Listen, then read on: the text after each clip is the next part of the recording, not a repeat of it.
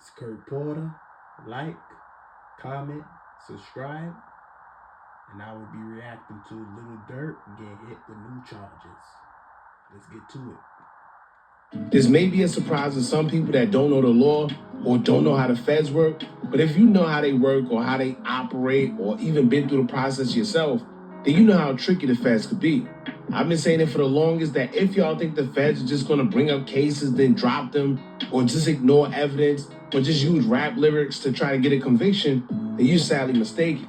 Like we said from the beginning, they said when the feds is involved, they got a lot of information. The rap lyrics and social media foolishness are just the top layer in which the feds will use to charge these guys and persuade the world that they are guilty of these accusations. But when it comes to getting a conviction, you can bet your bottom dollar that whatever evidence they have is definitely more of a reason for them to believe that you are guilty of whatever they say you are. And as I always say, they don't come to get you unless they know for a fact that they got you for sure, which is why their conviction rate is so high. Now, I'm not saying that they are perfect, because you do have people that beat the feds sometimes, but it's a very slim chance a lot of guys do. And I'm assuming that being that trial is coming up, more about this trial is starting to come out. Just yesterday, we got a teaser when the feds will actually tell us that they have text messages, allegedly, of OTF member OTF Didi trying to recruit hitmen to go to California. See, that's where you messed up at, man. These technology nowadays, man, those people behind it, man, things that you think is deleted is not deleted. It's deleted in front of you. But, man, they can always dig that back and bring it back, man. Leave the phone out of it,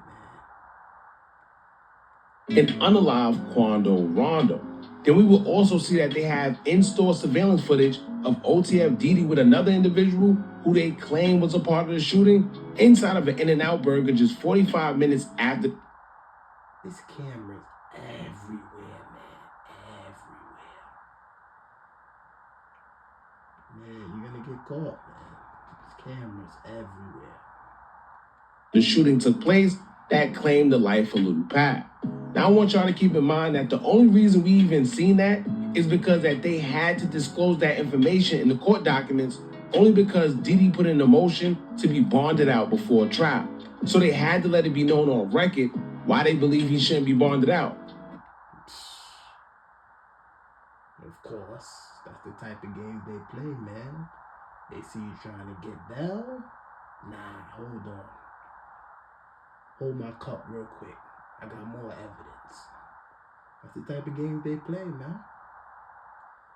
I ain't surprised. Which means that if his attorneys never put that motion in, we would have never knew that they had that much evidence, and neither would OTF Didi's or his attorneys. But now I'm thinking this, right? Was this a move to truly get a bond, or was this just a strategic move by Didi's attorneys to try and figure out what evidence they actually have against him? But they definitely found out, and I think it's looking worse than we thought. With all that being said, 2 new charges have been added on Little Durk. I'm not gonna lie, it's not looking good for Lil Durk, man. They said they got a lot of people that's willing to testify. They got text messages. It just sound like everything this sloppy. They wasn't thinking, man. I hope Lil Durk get through it, man, because the orphan's life. Durk and his co-defendants within this case, in which one of them was the same one that we were told the feds dropped last year out of nowhere. Now, I told y'all before, the feds don't just drop charges for one, but two, the reason they claimed they would not charge him within that case wasn't because they believe he was innocent. It was simply based off a technicality due to him not being charged for it initially. So the question became, how can you use a case against somebody if they was never charged for it, because it doesn't make sense? Right. And it was right. But here's the document explaining it better as it is state quote. The government repeatedly cites the allegations from a federal case out of Illinois where Mr. Banks have never been charged and never will be charged despite the passage of over 3 years since the underlying incident. The government's own exhibit reveals that the allegations pertaining to Mr. Banks are based primarily on information from a cooperating human source, CHS-1, described in the affidavit as a paid FBI informant and former gang member with a criminal history. Most importantly, the U.S. Attorney... Even if Durk beat this, right? the feds gonna try to throw another case at them. You beat that one, we got another one. It's like they're working overtime, man.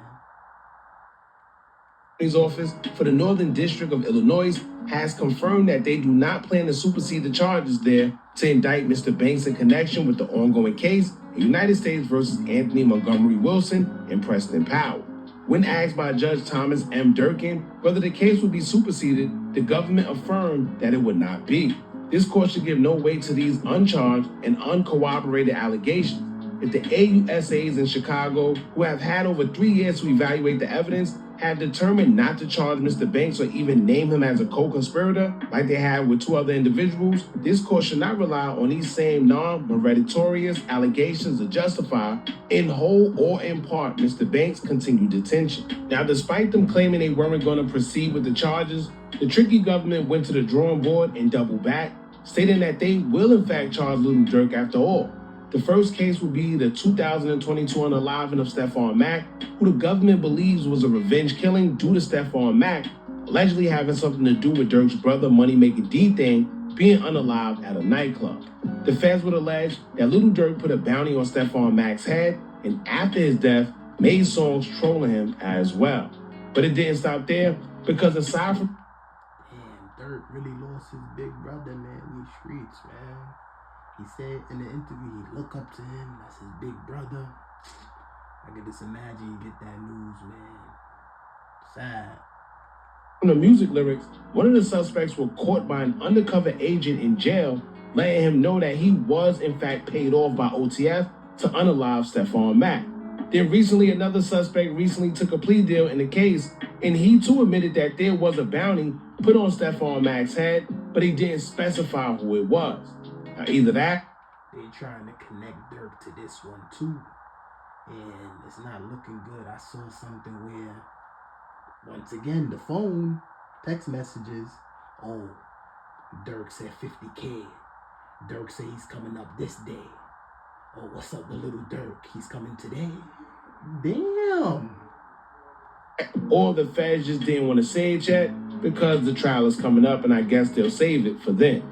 But it didn't stop there neither, because the government also states that during the investigation, they will find text messages between both of the suspects mentioning Durk's name and when they're going to be collecting the money for what they did, along with one of them mentioning the exact dates of when Durk was supposed to be in Chicago for him to collect. And the government did their due diligence, and they aligned all that up after tracking Durk's moves, seeing that they did in fact align with the dates made by the suspect. Therefore, 1 + 1 = 2, y'all. Now, the second charge they're hitting Durk and them with involves a case that Durk, Hella Bands, Basil, and King Von caught together in Atlanta, which is crazy because every one of them that was involved is now deceased except Durk. That's another story. Now, I'm not sure why the 2019 Atlanta incident at the Varsity was brought up, but my only... Yeah, the 2019 one, I don't understand. They beat that one already. They dismissed it. Why are you bringing it back? Guess is 2 things.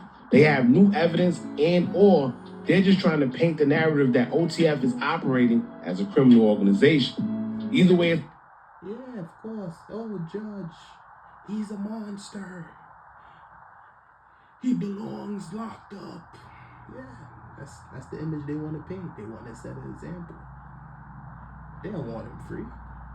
To lose-lose, but with Durk hiring billionaire lawyer Drew Finland, I'm sure he knows he has his work cut out for him. Now, Little Durk will actually respond to the new charges via Twitter and also included remarks from his attorneys.